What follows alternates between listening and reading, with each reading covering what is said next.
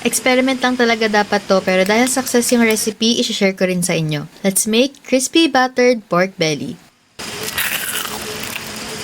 In a pot, lagay natin yung pork belly kasi papakuluan muna natin. Add in garlic, onion, bay leaves, pork broth cube, black pepper, corn, and patis, then cover with water, then simmer for 30 minutes. Habang naghihintay, gawa muna tayo ng sausawan. Combine chopped onion, cucumber, garlic, vinegar, salt, sugar, and patis. Kapag malambot na yung pork, transfer to a tray with the wire wrap and let it cool and air dry for at least 30 minutes. Now for the batter, mix equal parts of cornstarch and all-purpose flour, then salt, baking powder, and ice cold water. Then season with black pepper and liquid seasoning. Kinat ko yung pork in half para mas madali siya iprito. Tapos kinat ko rin yung skin and fat para hindi siya bumaluktot while frying. Coat the pork with the batter and fry on medium-high heat for 8 to 10 minutes or until crispy and golden brown. Sa last 30 seconds ng cooking, add in smashed garlic.